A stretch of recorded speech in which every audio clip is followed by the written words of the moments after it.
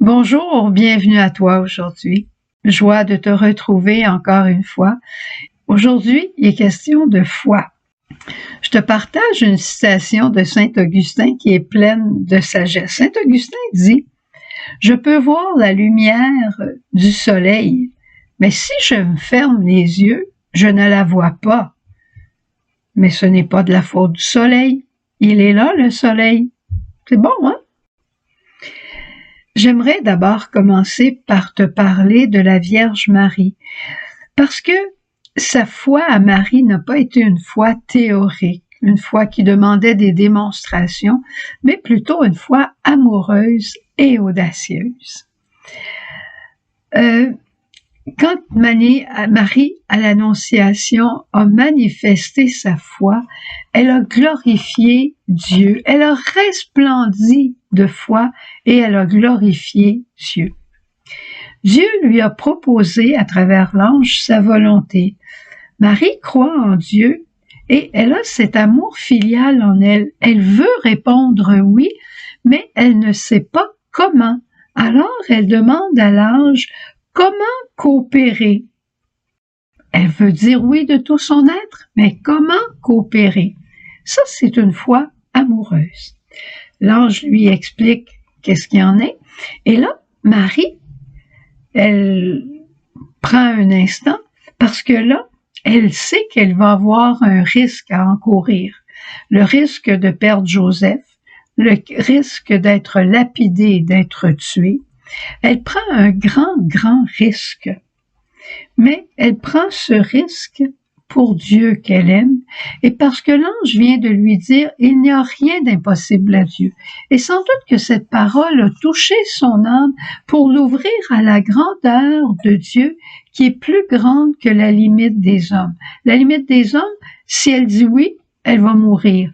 Mais peut-être que Dieu a un autre projet beaucoup plus grand, une manière de faire beaucoup plus grande que la sienne, qu'elle ne connaît pas. Alors, on a ici vraiment la démonstration d'une foi vivante et qui porte du fruit, pour dire le moins. Aujourd'hui, on retrouve Jésus en Saint-Jean qui est là sous les colonnades et on se prépare pour une fête de la redédicace du temple.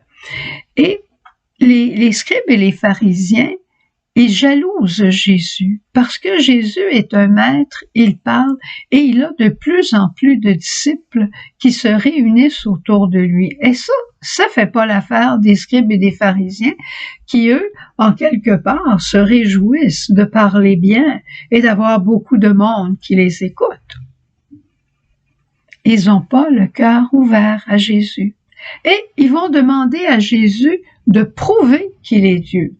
Alors, tu t'imagines bien que Jésus va pas rentrer dans leur jeu. Il va pas rentrer dans leur jeu parce que c'est pas un signe qu'ils demandent. Ils ont pas le cœur pur. Ils ont pas bon esprit. Ils ont pas une bonne attitude. Ils font ça pour mettre Jésus au défi. Et on ne met pas Dieu au défi en lui disant « Seigneur, si tu veux ça, fais ça.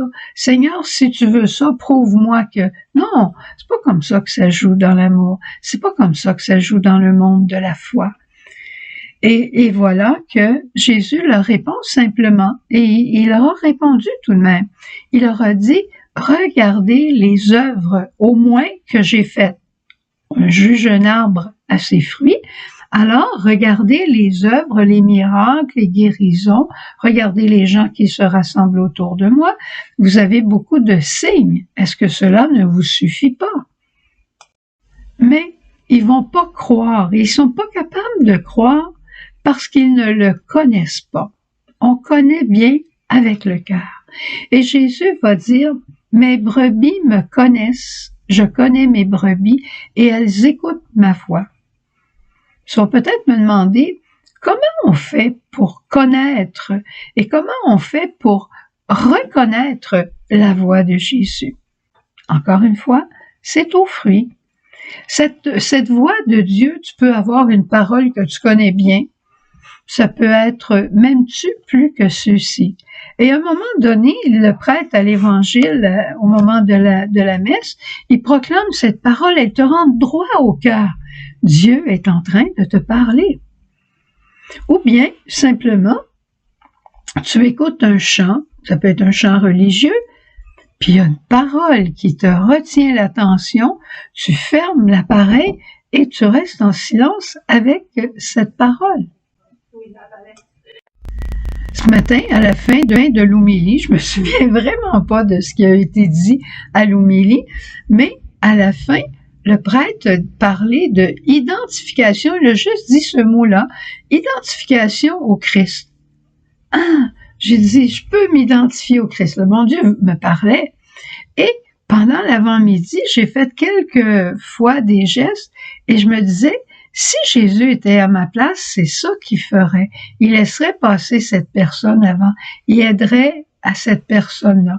Eh bien, je l'ai fait dans les petites choses parce que Jésus venait de me parler au cœur. C'est pas une parole qui va, peut-être, une parole qui va bouleverser toute ma journée, ma vie, mais en tout cas, elle a changé quelque chose dans mon cœur aujourd'hui. Et chaque jour, Jésus nous donne de ses paroles. Il s'agit simplement que l'on fasse silence, qu'on s'assoie en silence et qu'on demande cette grâce.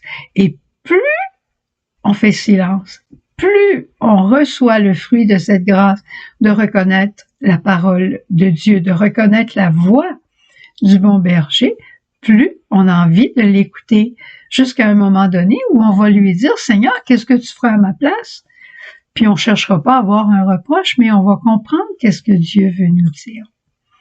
Alors la première chose, c'est ouvre ton cœur à Jésus, il veut te parler. Tu es sa brebis préférée, et à toi, il veut se révéler.